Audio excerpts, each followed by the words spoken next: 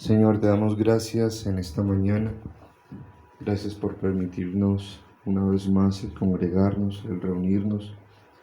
Gracias por tu fidelidad con nuestras vidas. Gracias por que nos tienes aquí caminando de acuerdo a tu palabra, lo que nos enseñas. Permítenos, Dios, reflexionar cada vez que tú nos hablas, cada vez que tú nos diriges. No queremos pasar las cosas de largo. Y esta mañana, Señor, nos presentamos como pueblo, como iglesia, y te suplicamos, Padre, que a través de este mensaje nos seas hablando, nos sigas dirigiendo, Señor. No somos, Señor, nada sin tu dirección.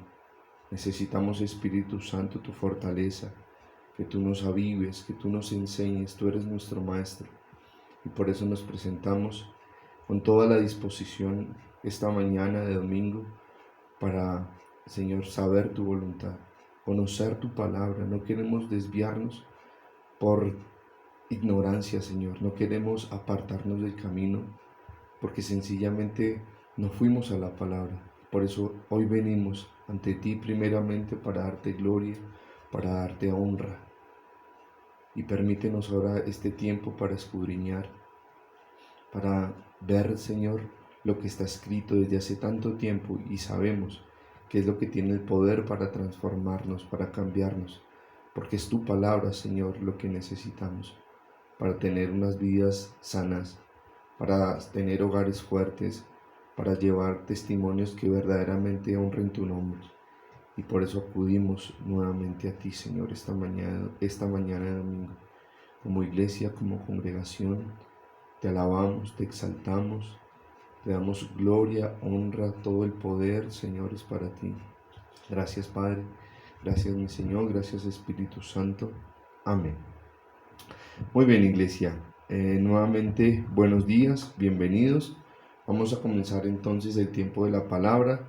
Lo vamos a hacer con lo que hasta el momento Dios nos está permitiendo estudiar.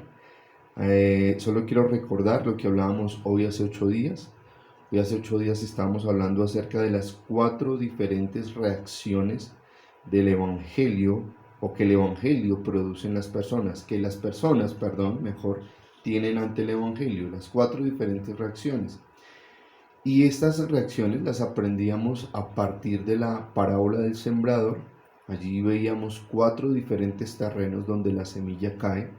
Aprendíamos que en los 2 primeros casos, en los 2 primeros terrenos, veíamos cómo la semilla caía, pero no daba fruto, no crecía, no pasaba absolutamente nada con esos 2 tipos de corazones. Aprendíamos que estas personas llegaron siendo personas naturales y continuaron después de la predicación del Evangelio siendo personas naturales, sin salvación.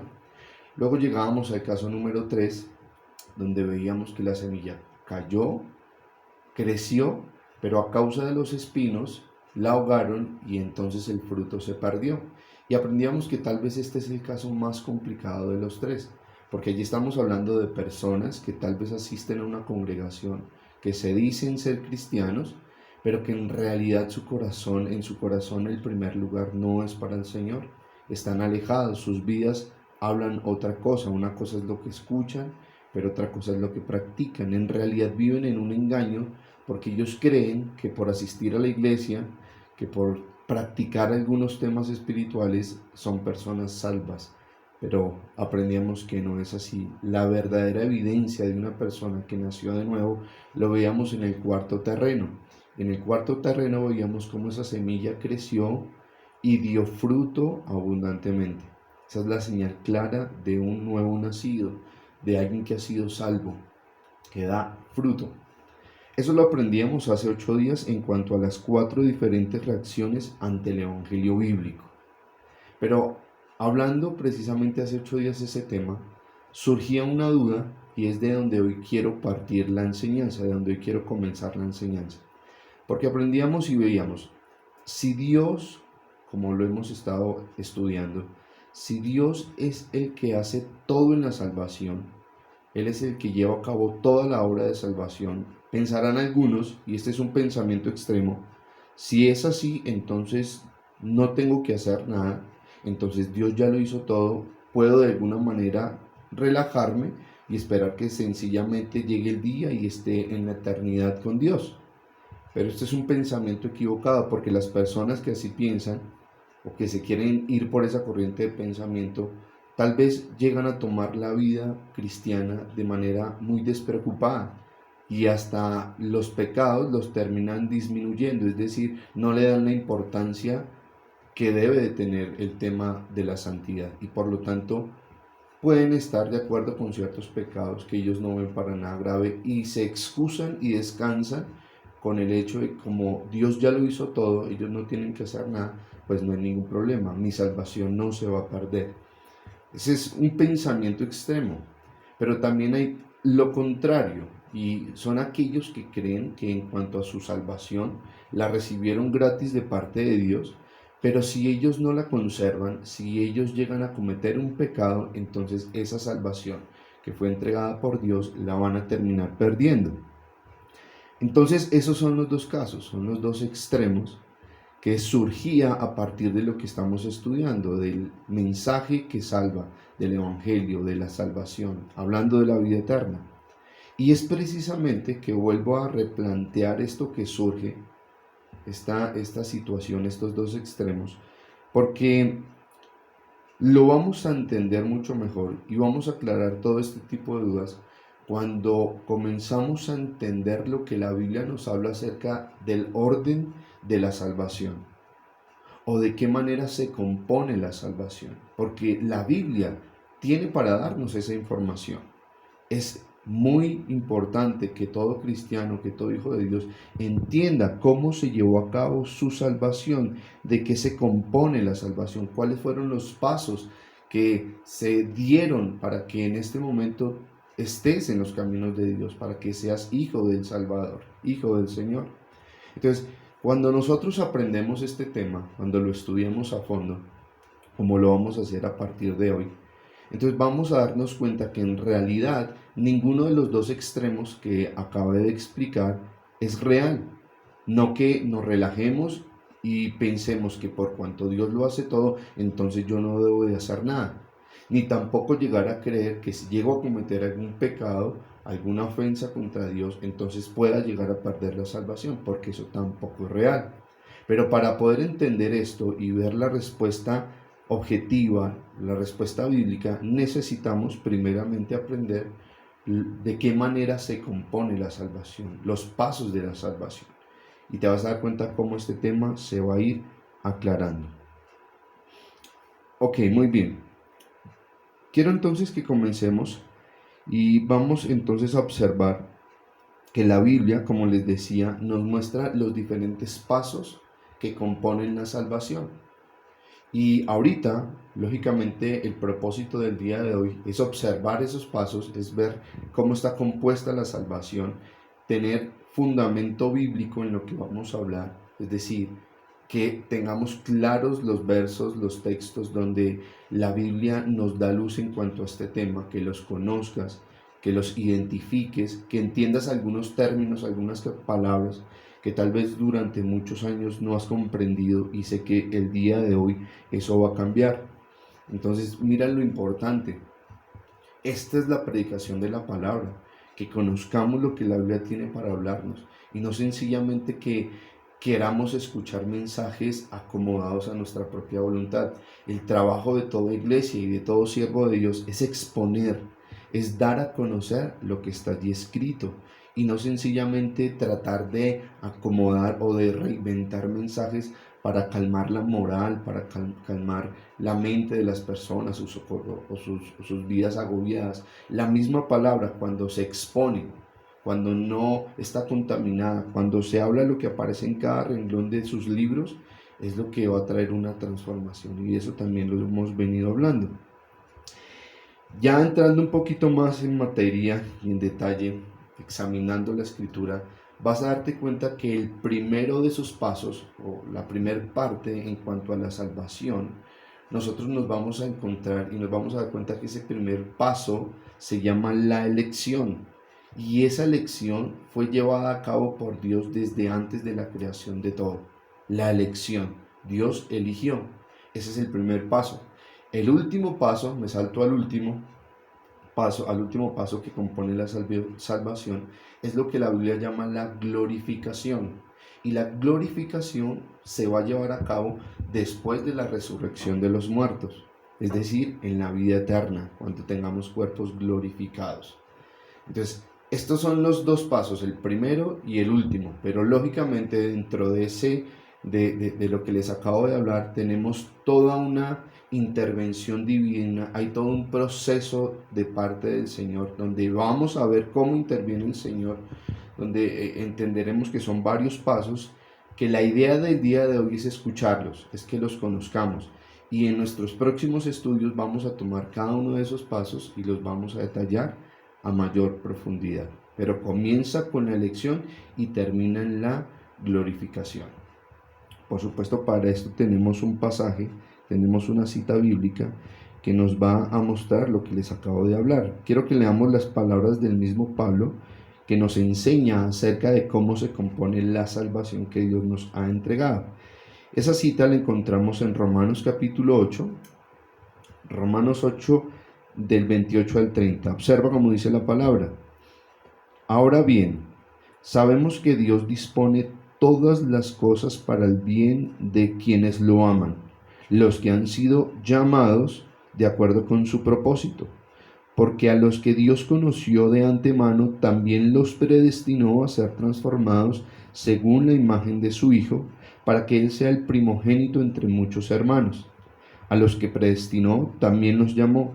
A los que llamó, también los justificó. Y a los que justificó, también los glorificó. Allí Pablo nos da más detalle y nos habla acerca de otros pasos que están allí, que están entrelazados en todo lo que compone la salvación. Sin embargo, como lo dije hace algunos minutos, quiero recalcar la manera en la que inicia y termina. Nos habla acerca de aquellos que fueron llamados, estos llamados son los mismos elegidos, y termina con este mismo grupo de personas siendo glorificadas. Entonces lo que nos podemos dar cuenta allí es que Dios llama a los que Él quiso y va a glorificar a los que Él quiso. Son las palabras de Pablo en este texto, es lo que podemos aprender, lo que Romanos nos explica. Y de allí quiero que partamos, porque viendo este texto surge una pregunta, y es la pregunta que quiero plantearle a la iglesia esta mañana, porque ¿será posible, será real, puede llegar a pasar que si Dios llamó a un grupo, Dios eligió a un grupo, cabe la posibilidad de que de algunos a los que Dios llamó no terminen siendo glorificados?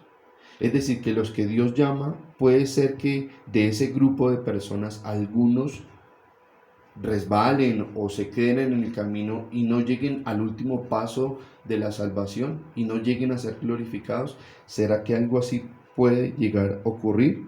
Es decir, que alguien llamado por Dios pueda perderse en el camino y no llegar a ser transformado, glorificado, como la palabra de Dios nos lo enseña. Alguien predestinado, alguien apartado puede llegar a terminar en el juicio del gran trono blanco, entendiendo que el juicio del gran trono blanco es el juicio que Dios va a imponer o que Dios va a llevar a cabo con las personas que lo rechazaron, con las personas naturales, con los inconversos. ¿Será que un apartado puede terminar en ese juicio del gran trono blanco? Es posible que si Dios eligió a una persona desde antes de la fundación del mundo, como ya lo vamos a ir aprendiendo, si eso pasó así, la eligió Dios, puede que esa persona termine siendo condenada y enviada a la perdición por la eternidad. Quiero responder de entrada a esa pregunta, porque realmente esto es algo imposible. En estos versículos que acabamos de leer en Romanos lo vemos claramente, que a los mismos que Él llamó, a los mismos que Él eligió, Dios solamente conoce el número, Dios sabe cuántas personas son, pero a ese mismo número de personas, a ese grupo que Él llamó, que Él eligió, a ese mismo grupo Dios los va a pasar o nos va a pasar por todo el proceso de salvación, pero todos, si fuimos llamados, si fuimos apartados, todos vamos a llegar a ser glorificados. Es decir, no cabe la posibilidad de que alguno se pierda en el camino. No cabe la posibilidad de que si alguien fue llamado, entonces termine siendo condenado. porque entonces estaríamos hablando que Dios fue incompetente y que lo que hizo al comienzo se le salió de las manos en el proceso que llevaba a cabo con esa persona. Entonces, de entrada aclaremos, los que son llamados o elegidos, esos mismos van a terminar siendo glorificados. Todo esto, como lo vamos a aprender, Dios lo hace. Absolutamente nadie interviene en este llamado, nadie interviene en esta glorificación, Dios lo hace, es trabajo 100% de Dios, Dios lo lleva a cabo y Él sabe las maneras en las que lo realiza. Allí no hay ninguna intervención humana, solamente Dios obra en esta parte. Sin embargo, vamos a aprender más adelante que específicamente en un lugar, en un paso de esa salvación, nosotros como cristianos, como creyentes, estamos llamados a intervenir. Tenemos una parte de nuestra responsabilidad, la cual debemos de llevar a cabo, en la cual nosotros no podemos relajarnos, sino que debemos de mantenernos como soldados velando. Y ya van a entender a qué me estoy refiriendo. Bien, entonces, según la Escritura, ¿cómo está compuesta la salvación? ¿De qué manera se compone la salvación? Quiero que veamos algunos pasos, quiero que veamos el proceso que la Biblia nos habla. Esto ha sido estudiado por muchas personas, por muchos teólogos a lo largo de la historia de la humanidad y se entiende, y lo que vamos a hablar tiene sentido porque lógicamente lo habla la Biblia. Todo lo que quiero que examinemos esta mañana y que hablemos, lo vamos a mirar y lo vamos a respaldar por medio de la Escritura. Cada uno de estos pasos no es algo que nos estamos inventando o algo que estamos incomodando, sino que es clara la enseñanza de Dios en su palabra. Entonces lo primero que podemos ver en cuanto a cómo se compone la salvación es que lo primero, ya se los dije, es la elección. Quiero que vamos a leer un texto que aparece en Efesios 1:4 hablando de esta lección. Efesios capítulo 1 versículo 4. Dios nos escogió en Él antes de la creación del mundo para que seamos santos y sin mancha delante de Él en amor. Aquí el pasaje es completamente claro. No podemos ignorar que hay una elección y que esa selección fue llevada por Dios. Y también nos dice en qué momento Dios lo hizo. Nos aclara que fue antes de la creación, de la fundación del mundo. Ahora, esa elección, ¿qué piensas tú? ¿En qué se basó Dios para elegir? ¿Se basó en que Él vio más adelante la decisión que tú ibas a tomar por Él y entonces decidió elegirte? ¿O sencillamente Dios se basó en una decisión que Él había tomado? Esto es importante aclararlo, porque durante mucho tiempo hemos escuchado y se ha escuchado que Dios eligió en base a lo que sabía años más adelante que tú ibas a hacer, pero eso no tiene sentido. Dios tomó la decisión de salvarte y en base a esa decisión hizo lo que tenía que hacer con cada una de nuestras vidas. Ahora, esta lección, esto que Dios hizo antes de la fundación del mundo, tal vez a muchos confunde. Tal vez no es claro en la mayoría de cristianos, porque si Dios eligió a unos para salvación, ¿significaría entonces que Dios eligió a otros para condenación? Es decir, entonces detrás de la condenación de las personas que van a ser lanzadas al infierno, detrás de esa situación, quien realmente está es Dios. Y fue por esa razón entonces que Dios permitió que el pecado entrara por medio de Adán y Eva y de esa manera Él tuvo una razón para condenar a un grupo de personas. ¿En realidad será que funciona de esa manera? Lo digo porque este es el pensamiento que en muchos lugares existe, aunque tal vez no se hable, no se predique y no se predica precisamente por esa razón, porque causa mucha confusión y lo que terminan aceptando la mayoría de personas es que Dios, como eligió a unos para salvación, eligió a otros para condenación. Pero esto no lo enseña la Biblia. Lo vamos a ver con más detalle de hoy en 8 seguramente, que es donde vamos a estudiar a mayor profundidad este primer paso que tiene que ver con la elección. Sin embargo, quiero aclararlo, quiero hablarlo, y lo que ya también lo había dicho en la iglesia es que no funciona de esa manera. No es que Dios haya elegido a algunos para condenación, sino que Dios, tenlo muy presente, Dios hace o crea las criaturas con libertad para elegir. Dios crea al ser humano con una capacidad de elegir, con una libertad.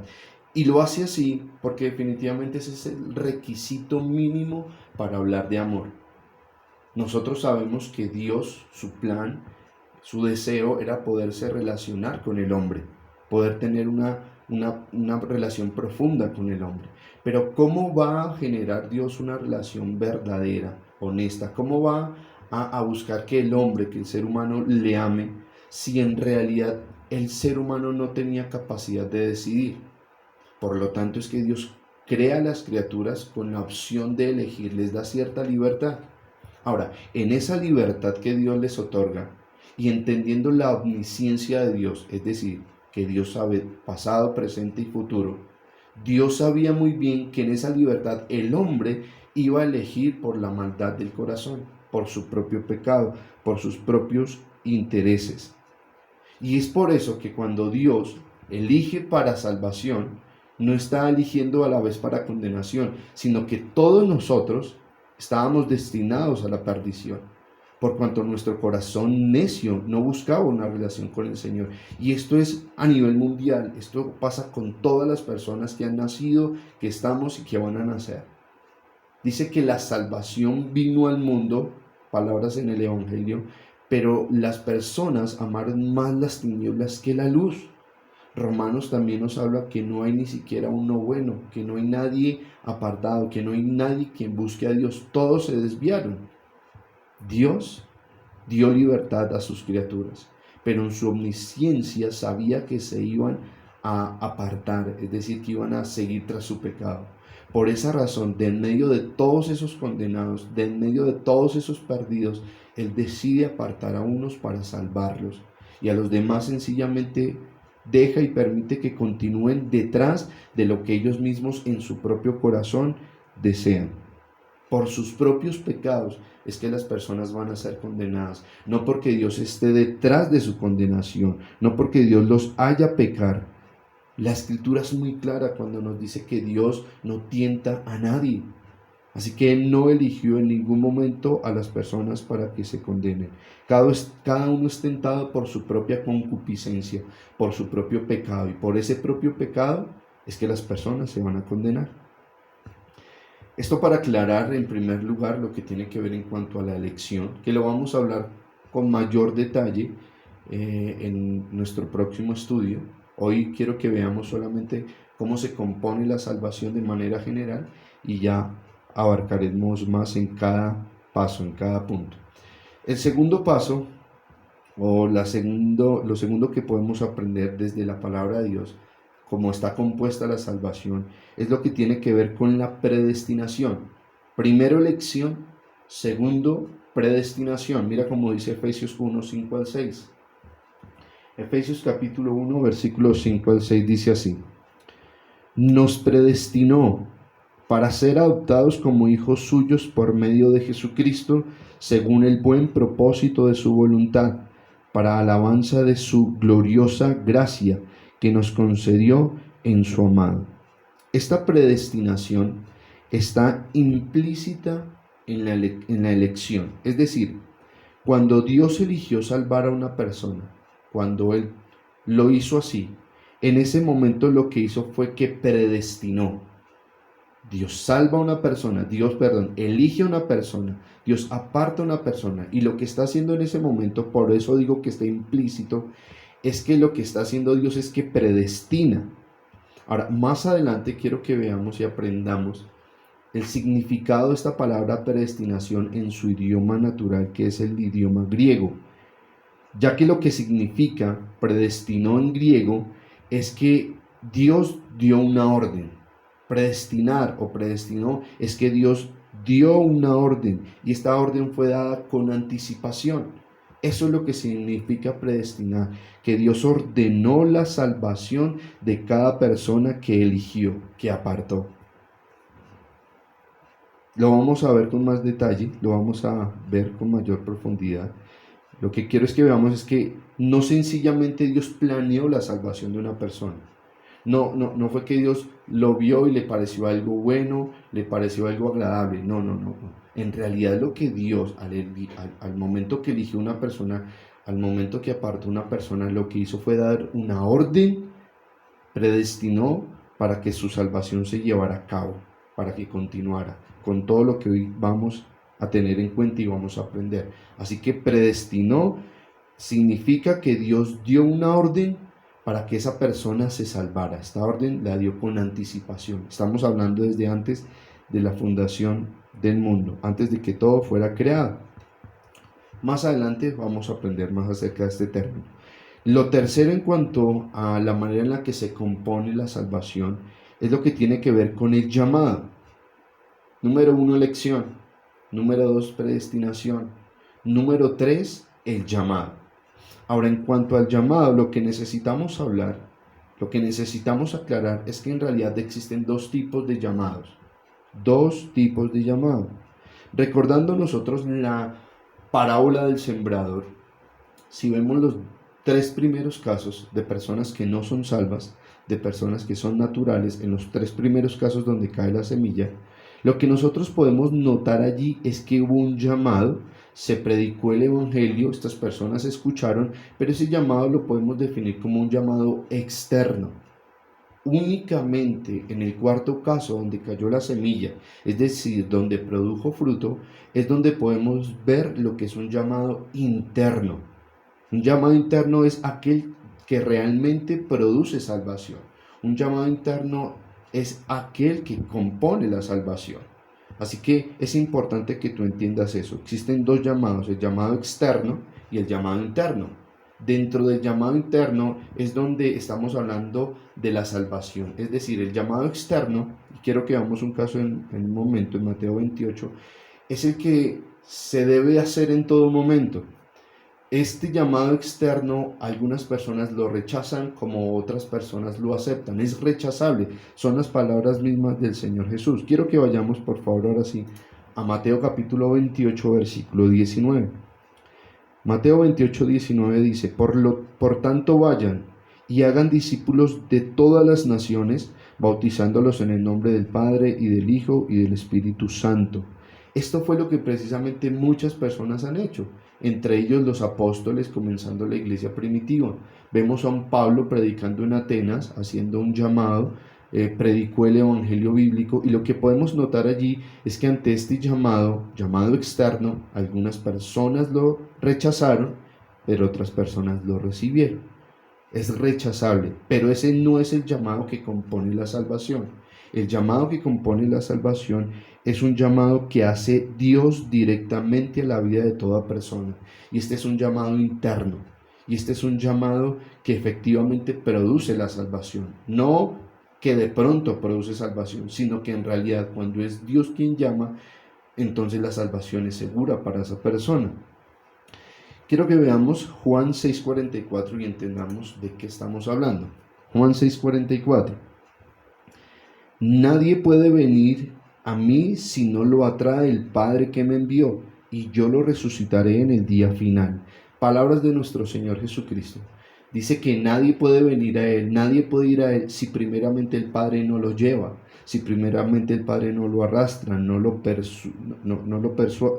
lleva a los pies del Señor Jesucristo. Es persuadido por el Padre, es arrastrado por el Padre. Este es el llamado interno. Y este llamado Dios lo hace en la vida de todos sus hijos, de todos los elegidos, y lo hace de múltiples maneras, de maneras diferentes. No lo hace con todos de la misma forma.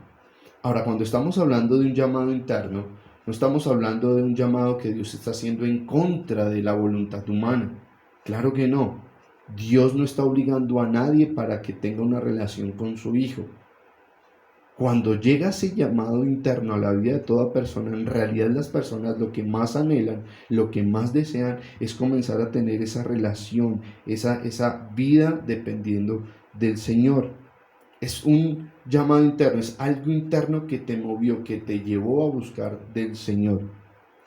Estas personas tú las comienzas a identificar porque tú las escuchas y son personas que de alguna manera son conscientes de que necesitan a Dios, que quieren estar con Dios, que quieren comenzar con Dios, pero que al comienzo desconocen completamente quién es ese Dios, quién es ese Dios que están buscando. Tú ves y son personas que generalmente dicen, no, es que la Biblia dice, ayúdate que yo te ayudaré. Son personas que de alguna manera, su sed por el Señor, comienzan a hablar cosas que no son ciertas. Dios ahorca pero no aprieta. Tienen una necesidad de Dios porque hay un llamado interno que no pueden evitar, pero desconocen completamente al Dios que los está buscando. Ese es el llamado interno. Ahora, ese llamado interno se da de diferentes maneras. En Pablo, por ejemplo, si tú ves el llamado interno de Pablo, ocurrió rumbo a Damasco. Cuando él iba en su caballo, fue arrojado del caballo y tuvo en ese momento una aparición divina. Esa aparición divina, ese momento con el Señor, fue su llamado interno. Pero no ocurre de la misma manera con los demás.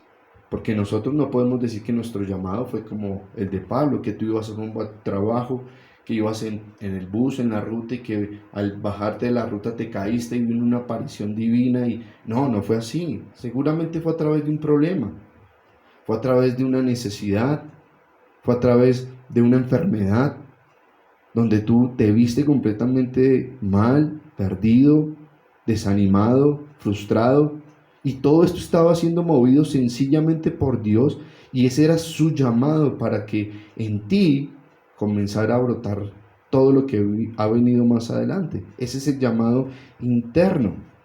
Otras personas sencillamente se encontraron con ese llamado a través de un milagro que Dios realizó. Ellos fueron testigos de algo sobrenatural que Dios hizo en sus vidas o en la vida de otras personas. Y eso fue lo que sencillamente los llevó a esa necesidad de buscar al Señor. Por ejemplo, yo recuerdo en mi caso no fue una necesidad, o no como tal una necesidad de enfermedad o de pérdida, sino que en realidad en mí había una necesidad por entender, una necesidad por encontrar respuestas. Tenía muchas preguntas, tenía muchos vacíos en cuanto a asuntos que para mí eran una incógnita, y quería respuestas, quería saber el propósito del por qué estábamos aquí, quería entender para qué habíamos sido creados, o si sencillamente estábamos aquí para nacer y luego morir. Y detrás de todas esas preguntas y incógnitas fue donde me encontré con ese llamado interno, lo que Dios empleó para llevarme al Señor Jesucristo. Y como les digo, esto funciona de acuerdo al plan de Dios. No en todos se produce el mismo llamado interno.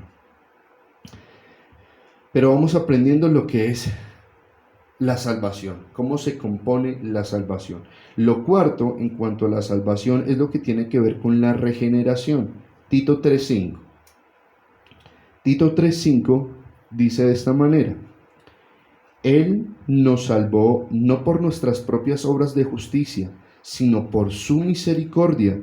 Nos salvó mediante el lavamiento de la regeneración y de la renovación por el Espíritu Santo.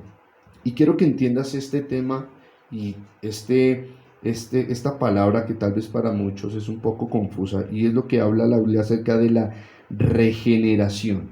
¿Qué es la regeneración? ¿En qué momento se llevó a cabo la regeneración? Mira, es importante que comprendas que la regeneración, por supuesto, solamente la pudo llevar a cabo Dios.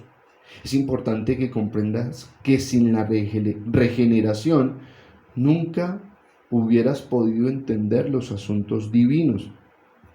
Dice la Escritura que para la persona natural las cosas de Dios son una locura, no las puede entender porque se han de discernir espiritualmente. Entonces, lo que pasó en nosotros para que las pudiéramos entender, para que pudiéramos comprender y recibir la palabra, es que fuimos previamente regenerados por Dios. Él nos regeneró. Nuestra mente corrupta, nuestra mente pecaminosa, no tenía capacidad, no tenía oportunidad de entender asuntos tan sublimes, tan altos. Y es por eso que necesitábamos, para que eso cambiara, dejar de ser las mismas personas y comenzar a ser otras personas, personas totalmente renovadas, personas regeneradas. Dios nos renovó por dentro, de manera que ya no somos personas naturales, que ya no somos personas alejadas de Dios, sino que ahora somos personas que Dios hizo una obra en cada uno de nosotros para poder recibir, asimilar, comprender, experimentar el Evangelio, su palabra, para que verdaderamente esa semilla produzca fruto en abundancia. Pero para que eso pasara, era importante que se llevara a cabo lo que la Biblia habla acerca de la regeneración. Fuimos regenerados. Vuelvo a repetirlo. Cuando esté detallando paso a paso lo que tiene que ver en cuanto a la salvación, voy a hablar con mayor profundidad y todo va a ser más claro. Por el momento quiero solo que tengas un general. Y lo que acabamos de ver es que en cuanto a la salvación, lo número 4 o el cuarto paso tiene que ver con la regeneración. Dios nos regeneró, nos quitó esa mente corrupta y nos permitió recibir su palabra, que la semilla no se perdiera, sino que produjera el fruto que debía de producir. Ahora, precisamente hablando de la regeneración, es cuando la Biblia dice que nueva criatura somos, que las cosas viejas pasaron y que todas son hechas nuevas. En la regeneración ocurre lo que pasa y que hemos escuchado, pero ahora sabemos que es el momento exacto donde Dios toma nuestra vieja naturaleza y la clava en la cruz. Eso ocurre en el momento de la regeneración. Dios nos despojó del viejo hombre y ahora somos un nuevo hombre, regenerados. Esa es la regeneración que Dios hizo en nosotros para que pudiéramos nacer de nuevo. Es decir, regeneración y nuevo nacimiento están completamente ligados. Es un tema completamente estrecho. Es decir, podemos llegar a asegurar que regeneración y nuevo nacimiento significan prácticamente lo mismo.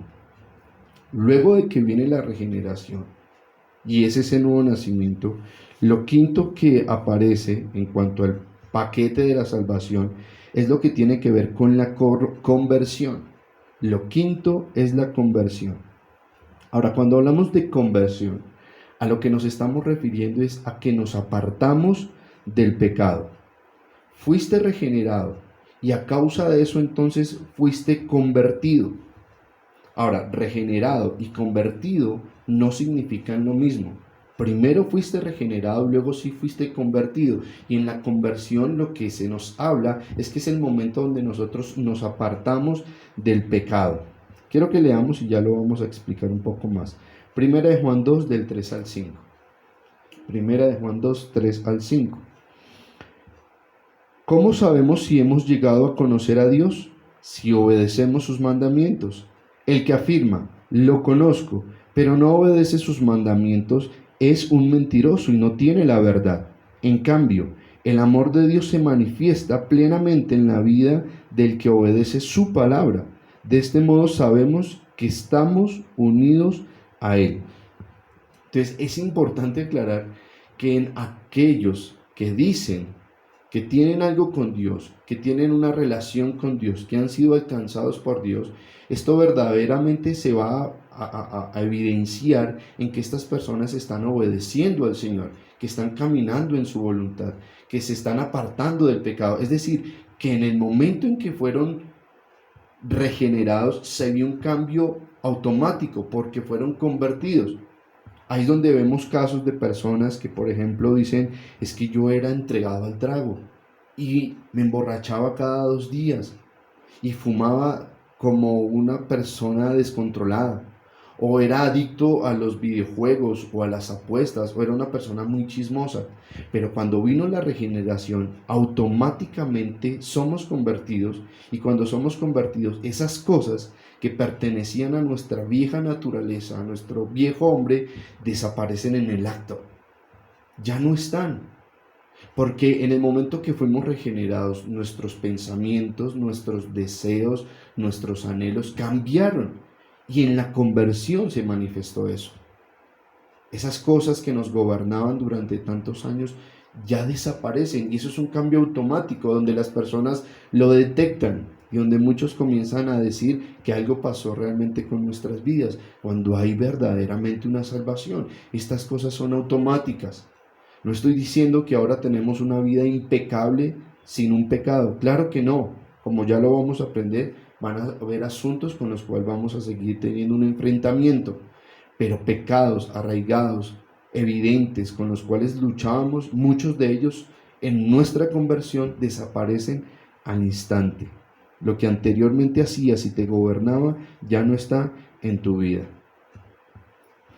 Ahora, sin embargo, en cuanto a la conversión, en cuanto a dejar todo este tipo de pecados y de lastre que llevamos en nuestras vidas, allí implica el tener fe. Es decir, para que estas cosas se lleven a cabo, implican que cada uno de nosotros se manifieste la fe. Pero ¿cómo se va a manifestar una fe si estamos hablando de un proceso de salvación que ocurre en un abrir y cerrar de ojos? Es decir, lo que hasta el momento te estoy hablando en cuanto a lo que compone la salvación, te estoy diciendo que esto ocurre en un instante, en un parpadeo. Todos estos pasos, hasta donde ya te voy a decir, ocurren en un instante, en un chasquido de dedos. Entonces, para que esa conversión se lleve a cabo, vuelvo a decirlo, se necesita fe. ¿Pero de dónde va a venir esa fe? Bueno, quiero que hablemos, y precisamente lo vamos a entender cuando estemos hablando de este paso de la conversión, que es esa fe que Dios derrama. Es decir, la fe que viene en nosotros no es sencillamente una fe ciega que yo debo de tener. No, la fe no debe ser una fe ciega, como de pronto muchos hemos pensado durante años. La fe es llegar a ser persuadido por medio de evidencia. Es lo que el original en la palabra nos enseña. Eso es la fe. Así que en realidad tú eres convertido y tu vida comienza a ser transformada. Comienzas a tener más fe y más fruto se va a ver en ti, porque tú mismo, tú misma eres testigo de esa conversión, de cómo fuiste regenerado. Tu pensamiento hacia Dios, hacia la vida cambió. Actos pecaminosos se fueron en tu vida y lo que tú te estás dando cuenta en ese instante es que eso no ha venido a causa tuya, sino que es alguien externo, en este caso nuestro Dios, el que está provocando, el que está produciendo todo lo que tú estás viendo, y el cual el primer testigo eres tú. Y eso lo que ocasiona es fe, pero por medio de evidencias.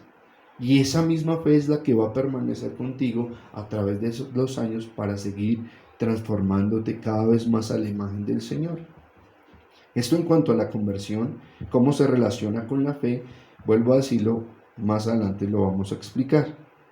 Lo sexto, en cuanto a cómo se compone la salvación, tiene que ver con la justificación. Quiero que aprendamos acerca de la justificación, lo leamos en Romanos 3, 21 al 24. Justificación. Pero ahora, sin la medición de la ley, se ha manifestado la justicia de Dios, de la que dan testimonio la ley y los profetas. Esta justicia de Dios llega mediante la fe en Jesucristo a todos los que creen. De hecho, no hay distinción, pues todos han pecado y están privados de la gloria de Dios. Pero por su gracia son justificados gratuitamente mediante la redención que Cristo Jesús efectuó. Ahora, no voy a ampliar, no voy a abarcar mucho acerca de la justificación porque en su tiempo lo entenderemos, pero palabras más, palabras menos, cuando hablamos de justificación, lo que estamos hablando es de que Dios ya no ve tus obras.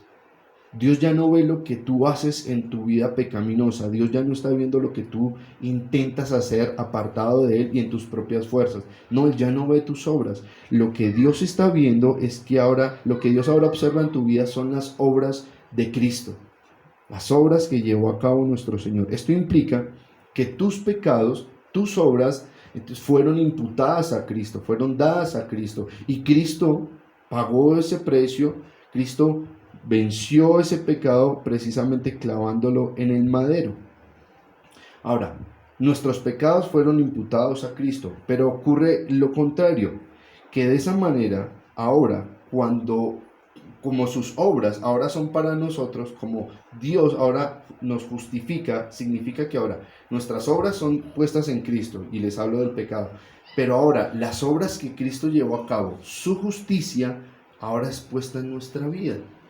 Es decir, nosotros sabemos que no somos para nada justos, pero debido a que Dios pone las obras de Cristo en nosotros, ve las obras que Cristo realizó en nosotros, ahora Dios nos ve a nosotros como personas completamente justas. Lo voy a hablar más adelante, pero es un regalo que Dios nos entregó y esto fue completamente gratuito. Lo séptimo en cuanto al plan de salvación o lo que compone la salvación tiene que ver con la adopción. Lo séptimo es la adopción. Juan capítulo 1 versículo 12. Juan 1:12. Mas a cuantos lo recibieron, a los que creen en su nombre, les dio el derecho de ser hijos de Dios. Mira en qué momento nos convertimos realmente en hijos de Dios. Y digo realmente porque en muchos lugares he escuchado a personas llegar a decir que todos, absolutamente todas las personas, somos hijos de Dios, pero eso en realidad no es bíblico, no es acertado. El mismo Señor Jesucristo, hablándole entre comillas a las personas más santas de la época, de su época, les llegó a decir que en realidad ellos eran hijos de su padre el diablo, porque lo que hacían era lo que su padre el diablo quería que ellos hicieran. Entonces es importante que solamente después de que somos justificados, es decir, después de que las obras de Cristo son puestas en nosotros y somos justos ante Dios, después de eso es que ahora somos adoptados, después de ahora es que podemos llegar a decir que somos hijos de Dios. Y si somos hijos, somos hermanos del Señor Jesucristo y coherederos, como lo dice la palabra, juntamente con nuestro Salvador, de todas las promesas que Dios tiene para nosotros.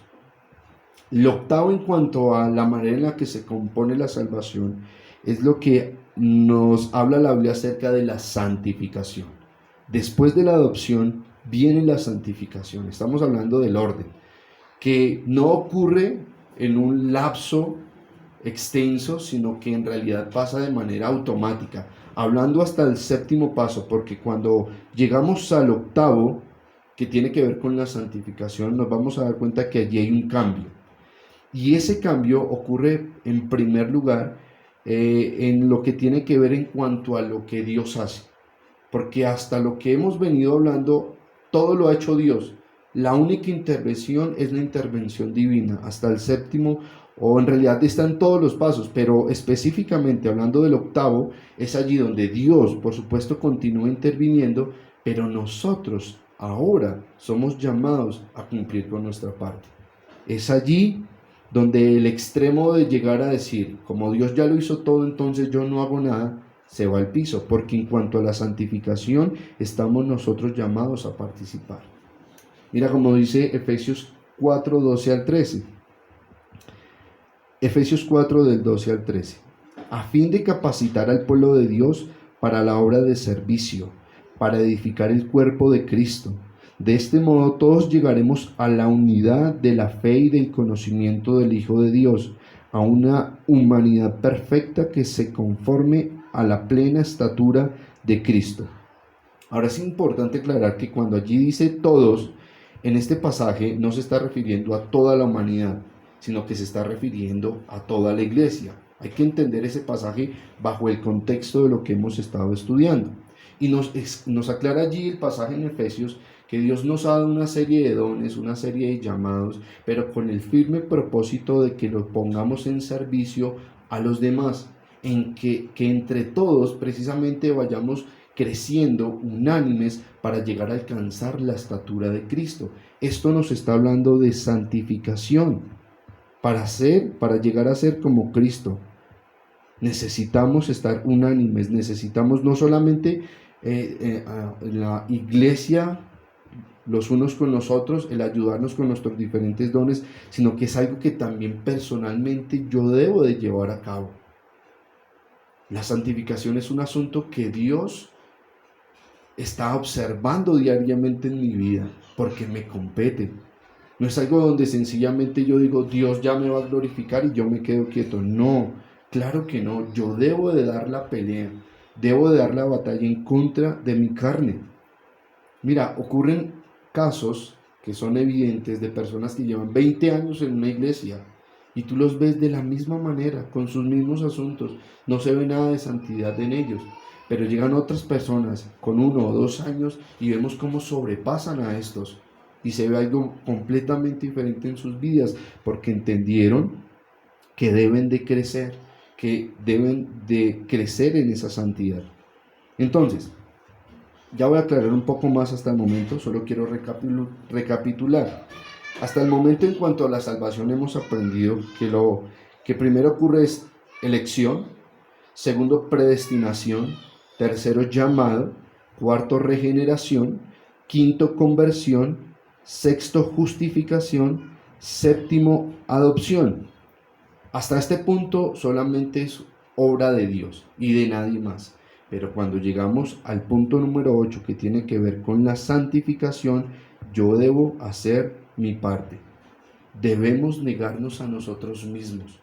Debemos apartarnos intencionalmente de todo aquello que ofende al Señor si es que queremos crecer en esa santidad. Como el mismo Pablo lo explicaba, como un atleta, nosotros también debemos de golpear nuestro cuerpo continuamente para llegar a ser la voluntad de Dios. Como sacrificios vivos vamos a querer muchas veces bajarnos del altar, de que vamos a querer desagradar al Señor, apartarnos de sus planes, pero debemos de mantenernos velando, debemos de mantenernos trabajando en esta santidad. La santidad es un proceso en el que Dios y cada hijo suyo debemos trabajar. Yo me niego a mí mismo y Dios pone el querer como el hacer. Eso, entonces, en cuanto a la santidad, el octavo paso.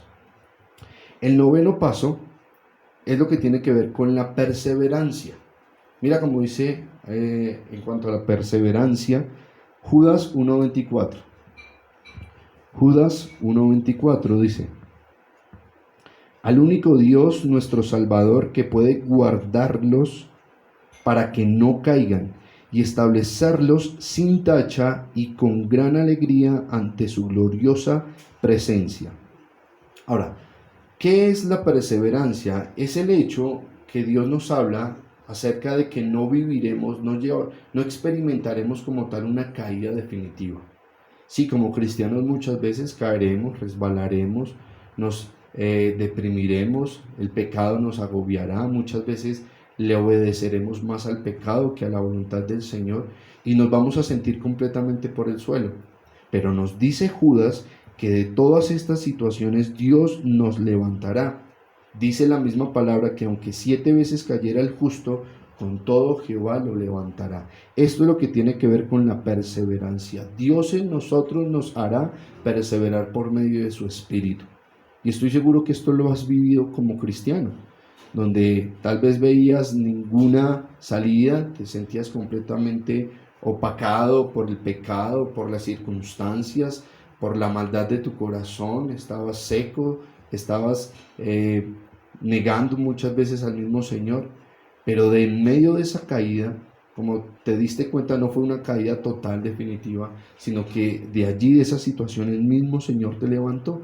Él mismo nos hace perseverar, Él mismo nos lleva por los caminos que debemos de transitar. Ahora, los dos últimos pasos, lo que tiene que ver con la santidad y con la perseverancia, no son asuntos que se llevan al instante, como si ocurren en los 7 primeros casos.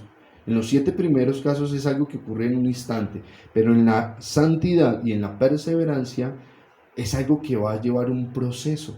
Es algo que se va a llevar a cabo durante mucho tiempo, es decir, durante toda tu vida.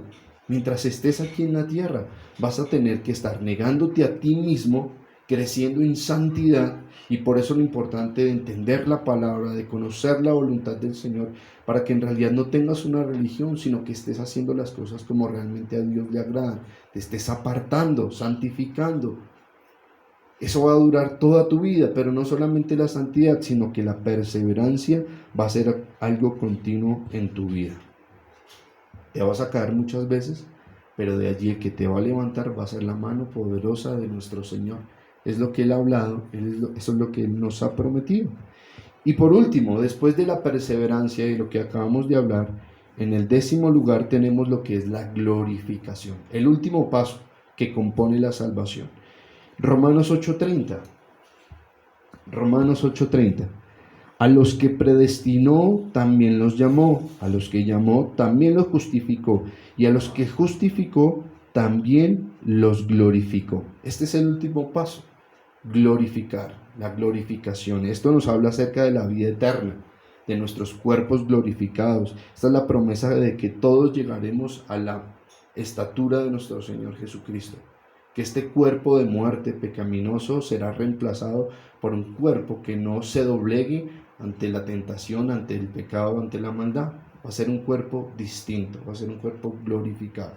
Y de ese tema también vamos a hablar más adelante. Pero hasta el momento, lo que ya tenemos claro es que la salvación no ocurrió sencillamente porque tú confesaste una oración. Como vamos a aprender también, y ya lo hemos hablado en la iglesia, la oración no tuvo nada que ver. Nada que ver. ¿Te das cuenta desde dónde partió tu salvación? Desde antes de la fundación del mundo. Dios a ti te eligió, te predestinó, te hizo un llamado y todo lo que continúa más adelante para llegar a la santidad. Y en medio de esa santidad, que es algo que tú debes de llevar a cabo, Dios nos hará perseverar. Quiero comenzar a cerrar este mensaje y quiero preguntarnos algo, porque tal vez nosotros podemos decir, bueno, pero tengo claro el mensaje, es el evangelio correcto el que debo predicar, pero ¿qué ocurre entonces en aquellos casos cuando predicas el evangelio, tienes claro la forma en la que se compone la salvación y aún así muchas personas lo siguen rechazando? ¿Qué podemos llegar a concluir? Tal vez tú, en base a la información que ya tienes, vas a decir, pues sencillamente esa persona no fue elegida, esa persona no fue predestinada por Dios. Y tal vez tenga en parte razón, pero no sería la respuesta más acertada para todos los casos. Porque como nos hemos dado cuenta durante mucho tiempo, hemos escuchado a personas decir, a mí se me predicó el evangelio por mucho tiempo, una y otra vez, pero en esas ocasiones yo lo rechacé. Solamente después de tantos años es donde Dios tuvo misericordia de mí y ese llamado interno llegó y llegué a los pies del Señor. Pero en primer lugar las personas en algunos casos lo rechazaron al comienzo. No todos, pero algunas personas lo rechazaron. Y eso va a seguir ocurriendo en otras vidas. Que llegamos con el evangelio correcto, pero las personas no van a tomar la decisión. Las personas les va a entrar por un oído y les va a salir por el otro oído. ¿Qué decimos? Apártate, eres un condenado, te vas a ir a la perdición, hijo del diablo, hijo de Satanás. ¿Podemos llegar a concluir que eso ya es cierto y que ese es el final de esa persona? Pues no podemos llegar a asegurarlo, porque seguramente pueda llegar a pasar que Dios más adelante tenga el tiempo, el momento, el día, la hora, todo exacto para que esa persona arregle las cuentas con el Señor, llegue a arrepentimiento y entonces se produzca la salvación que Dios ha llevado a cabo. Ahora, esta salvación, como lo podemos ver también en la misma palabra, puede llegar a encontrarse la persona con la salvación, puede llegar a venir esa salvación aún minutos antes de morirse. Y tenemos casos bíblicos acerca de esto. Lo podemos ver con el ladrón en la cruz, que aún minutos antes de morirse, Dios le concedió que se arrepintiera y llegara a la salvación a su vida. Tal vez no vivió la santificación, la santidad que debía de llevar, ni la perseverancia porque al instante murió, pero todo lo anterior que compone la salvación, este hombre lo recibió. Y más adelante, obviamente, la glorificación. Puede pasar que las personas minutos antes de que partan, de que se vayan de esta tierra para siempre, reciban la salvación. Sin embargo, tampoco es una justificación para la que muchos, porque lo he escuchado, que muchos llegan a decir, cuando esté enfermo, cuando esté viejo, cuando esté por irme de esta tierra, cuando esté a punto de morir, escucharé el evangelio y escucharé lo que los cristianos me tienen que decir. No, que Dios pueda permitir que las personas se salven antes de morir no significa que en tu caso va a ser así, porque no tenemos ni idea de lo que Dios tiene planeado para ti. Así que no es una opción de llegar a decir, yo espero días antes de morir para recibir el evangelio. Es algo que nosotros no podemos premeditar, es algo que nosotros no podemos calcular, pero en la soberanía de Dios puede llevarse a cabo. Ok, entonces, quiero sencillamente concluir con lo siguiente. Nadie evitará que los elegidos lleguen a la salvación. Nadie se podrá oponer a que una persona elegida, apartada, predestinada, se encuentre con el Salvador, que el Padre lo arrastre, lo conduzca al Señor. Nadie lo va a evitar. como lo acabamos de escuchar, tal vez en algunos casos no es el tiempo, no es el momento, pero cuando es el momento, cuando ese fue el día, la hora que el Señor Dios asimismo estableció para la salvación de esa persona, por más interrupciones que puedan haber, nada ocasionará que esa persona se pierda. Las personas cuando son elegidas, las personas cuando han sido apartadas van a reaccionar favorablemente al Evangelio, cuando es el momento establecido por Dios para ellos, cuando se les predica el Evangelio bíblico, cuando han sido elegidos por Dios desde antes de la fundación del mundo, van a reaccionar favorablemente y van a llegar arrepentidos al Señor Jesucristo. Así que si esto es así, nosotros como iglesia no tenemos que estar aludiendo ayudas extras, ¿cierto? No tenemos que estar haciendo lo mismo que el mundo pretende hacer para llegar a conmover a una persona. Es decir, me explico. Muchos de nosotros creemos que para que las personas se conmuevan y acepten y reciban, hay que tocar sus emociones. Entonces, coloquemos una música suave en la iglesia cuando los nuevos lleguen. No, entonces coloquemos al pianista para que toque de fondo allí, para que suene la melodía del piano y de alguna manera entonces la persona se va a conmover. Bajemos las luces del auditorio, coloquemos una escena más romántica, coloquemos un momento distinto, que la persona se pueda acongojar. De alguna manera se quiere producir en las personas un llanto y por eso se acuden a tantas ayudas extras, pero en realidad nada de eso tiene sentido. Cuando estamos hablando de alguien elegido, de alguien apartado, si no lloró, si no sintió, no va a pasar nada. Esa persona al igual va a ser salva. Muchas personas también en las iglesias dicen, pasen al altar los que van a aceptar al Señor. Entonces, de alguna forma, el pasar al altar se ha convertido en una tradición para que las personas queden aseguradas bajo la salvación. Si no pasan al altar, entonces no pasó nada. No tenemos que llamar a nadie al altar. No tenemos que hacer que nadie se ponga a llorar. Lo que nosotros debemos hacer como iglesia, entendiendo lo que es el Evangelio, entendiendo cómo se compone el Evangelio, lo que nosotros debemos hacer es que la persona que escucha el Evangelio lo entienda. Y por eso debemos de explicarlo correctamente, debemos de hablarlo correctamente. Si la persona está feliz, si la persona está triste, eso a mí no me interesa. Lo que a mí me interesa y el trabajo que toda congregación debe llevar a cabo es que lo sepa explicar, que lo hable correctamente, porque lo que debemos de llegar es a que su mente sea transformada, a que su mente sea renovada, y para eso yo no necesito las emociones. Claro que en un momento las emociones intervendrán, pero no es el punto, no es la finalidad. La persona puede estar como esté, pero si la persona escuchó, le fue claro, entendió lo que Dios le está hablando, entonces tenemos toda la posibilidad de que allí haya una persona salva. Pero te das cuenta el enfoque, el punto. Tal vez por eso es que muchos dirán, esta iglesia es tal vez un poco diferente, son como más serios, no hacen lo mismo que yo veía que hacían en la iglesia donde anteriormente me congregaba. Y sí, definitivamente es así, no hacemos lo mismo porque no pensamos como ellos. No pensamos que para persuadir entonces necesitamos herramientas extras. Entendemos es que cuando alguien es llamado y apartado, absolutamente nada va a detener que esa salvación llegue a esa vida. Nada. Por eso lo que debemos pedirle al Señor es cada vez que nosotros seamos más humildes, que seamos más disciplinados, que nos santifiquemos más, que sometamos esta carne y que nos arraiguemos al verdadero evangelio de la palabra, porque la tendencia de nuestra carne es irnos por caminos diferentes.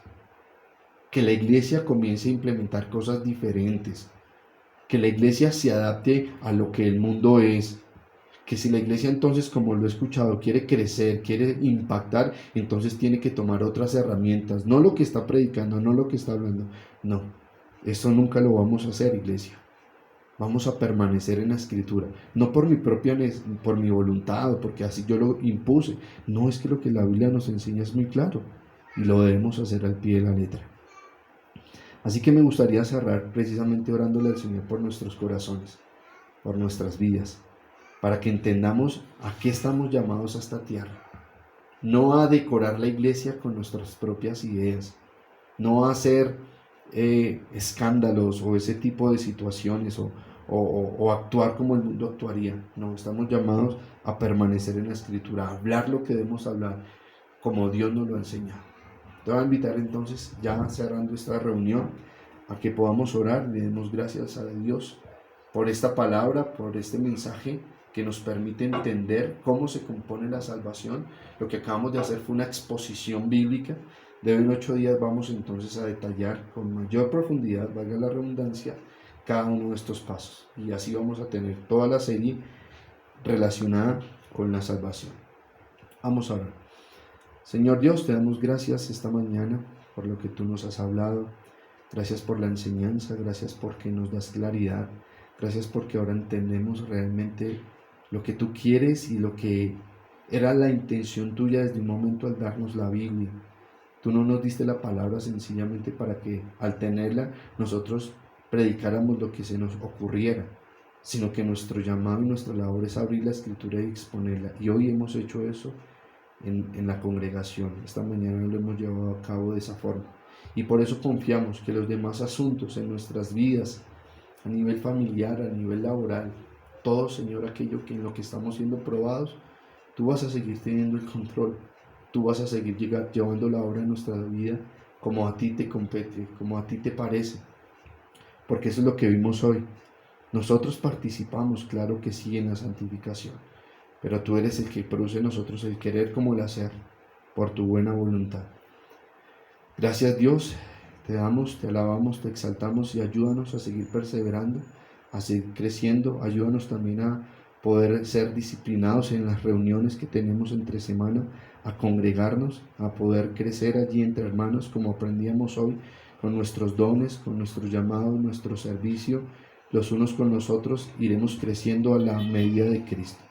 Que eso lo podamos practicar, Señor. Gracias nuevamente y colocamos el resto de jornada, el resto de domingo en tus manos. Bendícenos, Señor, por favor, guárdanos y ayúdanos a apartarnos de lo que no es. Amén y amén.